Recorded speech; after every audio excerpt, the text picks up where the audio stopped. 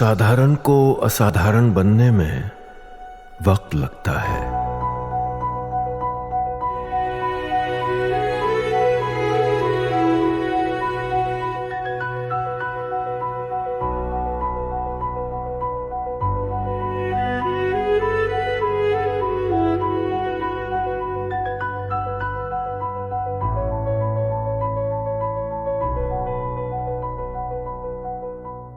नई साजिश, अगली खबर देखिए।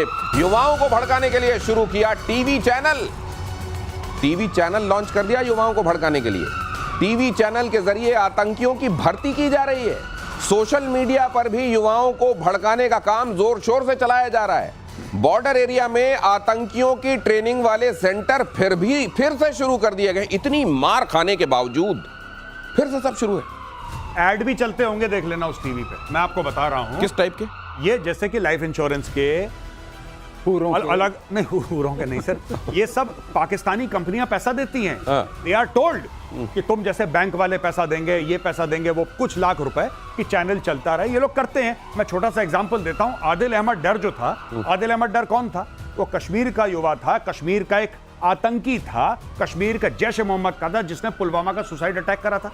आदिल अहमद डर वो तो नहीं था पाकिस्तानी, वो तो लोकल था। लेकिन वहां पे उसको ऐसे ही प्लेटफॉर्म के थ्रू, इंटरनेट के थ्रू उसको रेडिकलाइज करा और उसको बोला कि भाई तू अपने आप को फाड़ दे। वो फाड़ गया। हमारे 40 भाई वीरगति को, जिसके बाद हमने बालाकोट की एयर स्ट्राइक्स करी थी और पाकिस्तान को सबक सिखाया था। तो ये सारी चीजें रेडिकलाइजेशन की होती हैं। आज से नहीं हो रही, कई समय से हो रही हैं। अब टेलीविजन चैनल उसका एक नया माध्यम, उनका FM है भाई साहब, FM रेडियो उनके अपने पेजेस हैं, उनके टेलीग्राम के चैनल्स हैं, उनकी वेबसाइट्स हैं, वो डार्क नेट पे अवेलेबल हैं। वो सब कुछ काम करते हैं। और सबसे बड़ी चीज सिर्फ ये नहीं कि वहां पे आम लोगों को, कश्मीर में लोगों को भड़काओ, कश्मीर में लोगों को रेडिकलाइज करो और कश्मीरियों को बोलो कि तुम ये कर दो। वो लोन वुल्फ अटैक्स होते हैं ना, ये भी तो लोन वुल्फ ही था जो करवा दिया इन लोगों ने। तो यही कर रहे हैं लोग। टीवी चैनल शुरू कर दिया गया, FM वहां पर काम कर रहा है और लोगों को रेडिकलाइज करने के लिए इंटरनेट से लेकर तमाम ये जो इस्तेमाल किया जा रहा है। मुझे ये लगता है कि वो लोग जिनके हाथों में, जो कहते हैं कि दुनिया के दादा हैं, जिन्होंने आइडेंटिफाई कर लिया ये गड़बड़ करने वाले लोग हैं, वो किस बात का इंतजार करते हैं? मगर इसमें एक चीज दिनेश आपने नोटिस की, सब में पाकिस्तान की डिनाइबिलिटी बनी हुई कि मैंने नहीं लॉन्च किया, मैंने कुछ नहीं किया। क्यों सर, क्यों? स्टेट की जो डिनाइबिलिटी बनी हुई है, लेकिन हर तरह के धमाके, हर तरह के धमाके हो रहे हैं। स्टेट ने अपनी डिनाइबिलिटी बना के देखी। हम जो बात अभी आजकल करते हैं, हमें इनसे सीखना चाहिए। ये वाला तरीका, प्लॉजिबल डिनाइबिलिटी क्या है? हाँ, कैंप बन रहे हैं। अब कैंप में धमाके हुए, सीरिया टाइप, हमें क्या पता, इन्हों की पता। तो वे अगर जब तक आप नहीं करेंगे, ये एक चीज सीखना, दुश्मन से सीखना चाहिए। मतलब आप ये कह रहे हैं कि पाकिस्तान में अज्ञात बंदूकधारियों को और एक्टिव होना चाहिए? बहुत एक्टिव होना चाहिए। बंदूक से काम नहीं चलेगा, अब धमाकों से काम चलेगा, क्योंकि कैंप बड़े बड़े हैं। मैं तो कह रहा हूँ पाकिस्तान के अंदर ही, जैसे लश्कर तैयबा है, आप एक दूसरा ग्रुप पाकिस्तान के अंदर खड़ा कर दीजिए तो पाकिस्तान को सॉर्ट आउट करे, अंदर ही लड़ मरे। क्योंकि पाकिस्तान में तो जज्बे वाली कौम है और हथियार इनका जेवर है। ये लोग खुद कहते हैं हथियार हमारा जेवर है। तो जेवर है तो वेरी गुड। आपको कुछ नहीं करना, आपको एक ग्रुप को फंड करना है जो पाकिस्तान के अंदर है। पाकिस्तान के अंदर आपने ग्रुप कर दिया और वो ग्रुप इनको ठोकता रहे 24 घंटे। No unknown gunman, known gunman होने दो इस बार, नोन। तो वहां पर चल तो रहा है, मतलब नुमाइश तो चलिए, जैसा आप कहते हैं कि डिस्प्ले करके लोग कहते हैं, तो TTP वगैरह डिस्प्ले कर तो रहे हैं कि जेवर पहनाने का मादा हम में है? नहीं, वो कह रहे हैं कि लेकिन TTP के जो ऑपरेशंस हैं, ठीक है ना, और TTP के जो ऑपरेशंस हैं वो खैबर पख्तूनख्वा में हैं। बलोच के ऑपरेशंस, BLA के ऑपरेशंस जो हैं, they are limited to generally, उसके बाहर भी हुए पर जनरली बलोचिस्तान में हैं। लेकिन पंजाब अभी तक महफूज है। और ये जितनी भी बदमाशियां होती हैं भारत के खिलाफ और दुनिया भर के खिलाफ, ये पाकिस्तानी पंजाब में होती हैं। जब तक इनको लाहौर में ये महफूज अपने आप को महसूस करेगा, मैं वर्ड लाहौर यूज कर रहा हूं, मैं मुरीदके की बात और बहावलपुर की बात नहीं कर रहा, मैं लाहौर की बात कर रहा हूं। जब तक ये लोग लाहौर में महफूज हैं, तब तक पाकिस्तान ऐसी बदमाशियां करता रहेगा। लाहौर का इलाज होना जरूरी है। अब सवाल ये है कि अगर ये हो रहा है, क्या किसी भी, ये अगर डिनाइबिलिटी के दायरे में आता है, तो इसको कम से कम वर्ल्ड फ्रेटर्निटी के सामने इस तरीके से पेश नहीं किया जा सकता क्या कि देखिए पाकिस्तान ये गड़बड़ियां तक कर रहा है? मास कम्युनिकेशंस के जो साधन होते हैं वो मास किलिंग के साधन बनाए जा रहे हैं। दिनेश, हम लोगों ने कितनी बार एविडेंस दिए हैं, 26/11 का एविडेंस। तो आप ये कह रहे हैं सर कि डिनाइबिलिटी हो ना हो, फर्क क्या पड़ता है पाकिस्तान को? फर्क कुछ नहीं पड़ता है। इसलिए आपको एविडेंस नहीं देना है, आपको जज बनना है, आपको फैसला देना है, लेकिन फैसला देकर जो आप कार्रवाई करेंगे, जो पॉज के टाइम में वो ऐसी होनी चाहिए कि डिनाइबिलिटी आपकी भी स्टेट की बनी रहे। तो क्या इन लोगों के इलाज के संदर्भ में मेजर गौरव आर्य जी, डूरंड लाइन वाला मसला भी क्या एक बड़ा मसला है? बहुत बड़ा मसला है। क्या किया जा सकता है उसमें? और आपको पता हो ड्यूरंड लाइन की सबसे खूबसूरत बात क्या है? चाहे वो कम्युनिस्ट हो, नजीबुल्ला जैसा, चाहे इनका राजा हो, चाहे वो तालिबान हो, चाहे अहमद करजाई हो, कोई भी अफगान ड्यूरंड लाइन के इस तरफ वाला या उस तरफ वाला, पाकिस्तान वाला या अफगानिस्तान वाला, ये ड्यूरंड लाइन को नहीं मानते हैं। ये आपके लिए गोल्ड माइन है, गोल्ड माइन है आपके लिए। और मैं सिर्फ ड्यूरंड लाइन की क्यों बात कर रहा हूं? पाकिस्तान के अंदर इस्लाम के 72 फिरके हैं, 72 फिरके, और हर एक फिरका दूसरे को काफिर बोलता है। आपके लिए गोल्ड माइन है। बताइए, ये हाल है क्या? वो सारे के सारे मैक्सिमम लोग, मैक्सिमम, सॉरी माफी चाहूंगा बीच में बोल रहा हूं, मैक्सिमम पाकिस्तानी बरेलवी हैं। बरेली कहां है? उत्तर प्रदेश में। कम पाकिस्तानी जो हैं वो देवबंदी हैं। देवबंद कहां है? सहारनपुर, उत्तर प्रदेश में। आपके पास इतना बड़ा मौका है, चाहें तो पाकिस्तान धू धू कर सकते हैं अगर आप चाहें तो। ये तार कहां से आप पकड़कर पूरे पाकिस्तान को हिला सकते हैं, ये प्रतिशोध इस बारे में लगातार बात कर रहा है। और अगली खबर देखिए, पाकिस्तान की मुनीर फौज पर एक और बड़ी आफत आ गई है। अब उत्तरी वजीरिस्तान में सेना पर अटैक हो रहे हैं। सेना के काफिले पर टीटीपी का हमला तहरीके तालिबान ने किया। आईईडी ब्लास्ट, जरा देख लीजिए ये तस्वीर भी, ये लाल दायरा जो हम आपको दिखा रहे हैं इस पर, देखिए यहाँ हो गई हैप्पी दिवाली इनकी। लेकिन सर ये तो हर दिन आप कह रहे हैं कि ये तो मरवाने के लिए ही लगता है अपने लोगों को, यहाँ पर ये आर्मी भेज रही है। ये वो लोग हैं जिनकी पोस्टिंग नहीं हो पाई दिनेश भाई। अच्छा, तो पैसे नहीं दे पाए, जिनके रिश्तेदार पाकिस्तानी आर्मी के एमएस ब्रांच में नहीं है, जिनका कोई बड़ा बुजुर्ग पोजीशन ऑफ पावर में नहीं है, वो धमाके की जद में आते हैं। यही काम बलूचिस्तान में हो रहा है, अब यही काम टीटीपी ने शुरू कर दिया। एकदम देखिए सिटिंग डक जैसा। और ये ना तो जैसा आप कहते हैं कि ना तो रोड ओपनिंग पार्टी दिखाई दे रही है। एक अकेली गाड़ी क्यों? अकेली गाड़ी देखिए, ये एक अकेली गाड़ी चल क्यों रही है, मुझे एक बात समझ में नहीं आ रही। तो ये भी वैसे स्किट्स जैसा आप कह रहे हैं, बिल्कुल उसी तरीके से निशाना यहाँ लगाओ टाइप से। ये देखिए,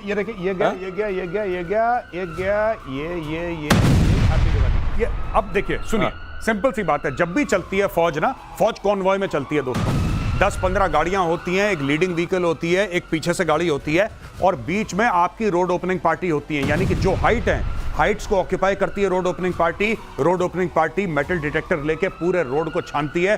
कहीं पे बॉम्ब तो नहीं लगाया है, कहीं पे कुछ आईईडी तो नहीं लगाए, एक एक चीज को सैनिटाइज करती है, फिर वो रेडियो सेट पे बताती है ऑल क्लियर, तब जाके कॉन्वॉय मूव करता है। ये अकेली गाड़ी पता नहीं, ऐसे जैसे कंपनी बाग में टहल रहे होंगे। अच्छा, एक बार हो गया, 2 बार हो गया, 10 बार हो गया, भैया कब बुद्धि आएगी तुम्हें? तुम डेली के डेली ऐसे ठोके जा रहे हो, कभी बलूचिस्तान में ठोके जा रहे हो, कभी खैबर पख्तूनख्वा में। ये आपस में बातचीत नहीं करते। एक व्हाट्सएप ग्रुप बना लो तुम लोग, सुनो मेरी बात पाकिस्तानी फौजियों, एक व्हाट्सएप ग्रुप बनाओ कि इतने ठोके गए, अब तुम लोग ध्यान रखना आगे से। आपस में बातचीत ही कर, ये बात भी नहीं करते। कहीं ऐसा तो नहीं है कि खाने पीने के लाले पड़ रहे हैं, जनसंख्या इस तरीके से कुछ कम की जाए, रिसोर्सेज को कम लोगों में बांटा जाए? दिनेश, ये प्रतिशोध का अच्छा आपने तरीका निकाला कि कम करते जाओ, कम करते जाओ। लेकिन खास बात है, ऑन अ सीरियस नोट, ये जिस तरह की आर्मी का मूवमेंट है, और मैं देख रहा हूँ, मैं तो एयरफोर्स से हूँ, मैं भी अचंभित। गौरव बिल्कुल ठीक बता रहे हैं, क्योंकि ये लगता है आइसोलेटेड, ये खुद ही लोन वुल्फ बन के जा रहे हैं। इसका मतलब यह है कि जो 3 चीज़ों से चलती है फौज, मैन, मशीन, मेथड्स, तीनों चीज़ें मिसिंग हैं। स्किल मैन की मिसिंग है, मशीन है नहीं कोई इस लायक, और मेथड है ही नहीं है। अगर ये मेथड नहीं है, आप कैसे कोई चीज़ जंग जीत सकते हैं? तो ये जिहादीपन जो घुस गया है, सिर्फ जिहादियों के सहारे अपनी पॉलिटिक्स को जिंदा रखना, अपनी फौज को जिंदा रखना, अपनी इकॉनमी के लिए भीख मांगना जिंदा रखना, अपनी यूएनएससी में पोजीशन जिंदा रखना, सिर्फ जिहादी, ये जब तक नहीं हटेगा, पाकिस्तान का भीख मांगना बंद नहीं हो सकता। मैं आपको जानता हूं। लेकिन भीख कौन? आसिम मुनीर तो भीख मांग नहीं रहा है। वहां के जो बड़े बड़े फौजी ऑफिसर्स हैं वो भीख नहीं मांग रहे हैं, और जो बेचारे उनके रंगरूट हैं वो देखिए किस तरीके से उड़ाए जा रहे हैं। आसिम मुनीर के बाद व्हाइट हाउस से अब शहबाज शरीफ को बुलावा आया। बहरहाल ये खबर देख लीजिए, शहबाज शरीफ जल्दी वॉशिंगटन जा सकते हैं। अमेरिकी विदेश विभाग ने पाकिस्तान डेलीगेशन के अमेरिका आने की बात कही। प्रतिशोध ने, जैसे ही आपको याद होगा, ये असीम मुनीर को वहां पर न्योता देकर और खाना खिलाए जाने की बात ये खबर के तौर पर सामने आई थी। प्रतिशोध में ये बात कहा गया था कि भाई ये है क्या डेमोक्रेसी का समर्थन करने वाला, पूरी दुनिया में डेमोक्रेसी का झंडा बरदार अपने आप को कहने वाला अमेरिका, कि वहां के एक फौजी ऑफिसर को बुलाकर वो लंच करा रहा है, और शायद अमेरिका में ये बात सुनी गई तो एक कठपुतली वहां की डेमोक्रेसी के नाम पर एक मुखौटा वहां शहबाज शरीफ जो हैं उनको बुलाकर खुरचन खिलाई जा रही है। नहीं, मैं आपको बता रहा हूं, 2-3 जो असली माल है वो आसिम मुनीर के साथ डिस्कस हो चुका है। अब इसके साथ डिस्कस होगा कि आप कंसेंसस बनाइए पाकिस्तान में, और जो भी पाकिस्तानी ये प्रोग्राम देख रहा है, मैं तुम्हारे मुंह पे बोल रहा हूं, तुम नोट कर लेना, मैंने आज की तारीख में बोला, ठीक है? ये इजराइल को रिकॉग्नाइज करवाने के चक्कर में है। ये मैं आपको बता रहा हूं, ये इजराइल को, इनको धीरे से बोला जाएगा कि इजराइल के रिकॉग्निशन का प्रोसेस शुरू करो और इब्राहिम अकॉर्ड्स में तुम लोग शामिल हो जाओ, जिसको इब्राहिमी मुआहदे के तौर पे पाकिस्तान में, क्योंकि फिर इसमें जब आप इब्राहिमी बोलते हैं तो रिलीजियस ओवरटोन आ जाते हैं, तो उनको चूरन खिलाया जा रहा है। इब्राहिम अकॉर्ड्स का पार्ट बनो, ये अमेरिका प्रेशर डालना शुरू करे। मैं ये नहीं कह रहा कि ये सबके सामने रिवील हो जाएगा या कल उसका पार्ट बन जाएंगे, but this will happen. America will pressurise Pakistan to accept Israel, और ये लोग करेंगे सर के बल खड़े होकर। तो जो वहां के कट्टरपंथी उनको भी मंजूर होगा ये? गौरव ने क्या जबरदस्त बात की। अगर ये प्रेडिक्शन गौरव का सही आता है तो ये पूरे इतने सालों की जो कहते हैं ना जो उम्मा वाली चक्कर है उसका क्या होगा, लेकिन ये बात हो सकती है। मैं भी इस बात को सुनने तो अगर सर ये इजराइल को ये रिकॉग्नाइज करते हैं तो वो देश जो अजरबैजान को सबसे पहले दौड़ के जाके रिकॉग्नाइज किया था, वो इजराइल को रिकॉग्नाइज करेगा, कट्टरपंथी चुप बैठे रहेंगे वहां अंदर? अरे नहीं, बिल्कुल। आप सुनिए, मैं आपको एक बात बताता हूं, ये सारा उनको एक बात पता लग गई अमेरिकन को कि ये जो लाहौर पार्टी है पाकिस्तान की, इसको जहां पैसा दो वहां लेट जाती है। ये जमीन में कालीन बन जाते हैं, ओरिजिनल कालीन भैया यही है, ये जमीन पे लेट जाते हैं, जिसने डॉलर दिए ये जमीन पे कालीन बन जाते हैं। अब इनको ये बात पता है, जैसे मुनीर को खाना खिलाया तो मुनीर से कुछ लिया। मैं पाकिस्तानी हूं तो मैं बार बार कहता हूं, जब तुमसे गोरा हाथ मिलाता है तुम्हारे मुल्क में लाशें गिरती हैं, याद रखना।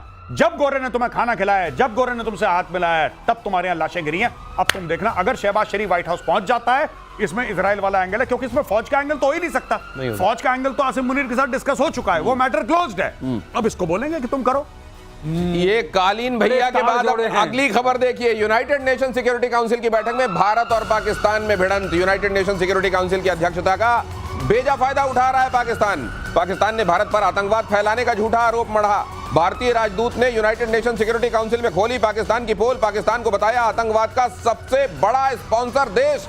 गजब बेशर्म और धूर्त देश है ये। बिल्कुल। और एक और मैं पाकिस्तानी कौम को मुबारकबाद पेश करना चाहता हूं। मुबारक हो आपको, अल्हम्दुलिल्लाह। इस साल यानी कि पिछले 12 महीने में आपने 26 अरब डॉलर का लोन लिया है। कॉन्ग्रेचुलेशंस। 26 अरब डॉलर खा गए ये लोग। भाई लोन जिसको मिलता है इसका मतलब कुछ उसकी हैसियत होती है। बिल्कुल। और आप ये बात नहीं समझ रहे हैं। हैसियत है ना, जमीन देने की हैसियत है, एयरपोर्ट देने की हैसियत है, जमीन और जमीर दोनों देने की हैसियत है। जमीन और जमीर का सौदा और दूसरों पर आरोप। देखिए वो देश जो पूरी दुनिया में आप किसी को नींद से जगा के पूछिए कौन है आतंकवाद को पनपाने वाला देश, कोई भी नींद में बता देगा। वो देश कह रहा है भारत है आतंकवाद को पनपाने वाला और उसको आगे बढ़ाने वाला, पाकिस्तान कह रहा है। देखिए, और अमेरिका से झटके के बाद तुर्की ने यूनाइटेड किंगडम से मिलाया हाथ। यूरोफाइटर टाइफून खरीदने की तैयारी में तुर्की 40 फाइटर के लिए एमओयू साइन किए। अमेरिकी F-35 प्रोग्राम से बाहर हो चुका है तुर्की। मैं तो सोचता था कि वो भी मौसी का लड़का ही है यूके इस मामले में। अमेरिका का ये वहां जाके हथियार मांग रहा है, मिल जाएगा? नहीं, देखिए फाइनली अमेरिका ये देखेगा कि उसके इंटरेस्ट क्या हैं, और जब उसको ये पता लगेगा कि हाँ उसके इंटरेस्ट अलाइन है, तो अमेरिका, ये तो सवेरे की बात शाम को भूल जाता है ना डोनाल्ड ट्रंप, ये भूल जाएगा अगर उसको कन्वीनियंट लगेगा तो। कन्वीनियंट लगा तो भूल जाएगा सर। लेकिन एक बात है, यूरो टाइफून जो है ये नियरली 4th जनरेशन है, 4th प्लस, ये 5th जनरेशन नहीं। अच्छा। और स्टेल्थ भी नहीं। तो क्यों खरीद रहा है? और इसको 5 देश मिलके बनाते हैं, एक देश भी नहीं बनाता। और अमेरिका इसको खरीदने शायद देगा। अच्छा। क्योंकि उसमें भी उसकी भागीदारी होती है। अच्छा। ये तो ये वैसा माल तो नहीं है जिसके खरीदार ना हो, चलो टर्की तू ही ले जा। हाँ, तो सही कहा। अच्छा। हमारे साथ भी आया था, हमें भी अपने बेचने आए थे। ओके। तो ये वो वाला मामला है जो साप्ताहिक बाजारों में जब मंडी उठने लगती है 5 रुपए में सारे बैगन ले जाओ, वो वाला है। लेकिन वो भी टर्की खरीदेगा कि नहीं खरीदेगा और वैसा अमेरिका होने देगा या नहीं, ये वक्त ही बताएगा। बहुत धन्यवाद आप सभी का प्रतिशोध में मेरे साथ जुड़ने के लिए। Thank you so much sir. Thank you.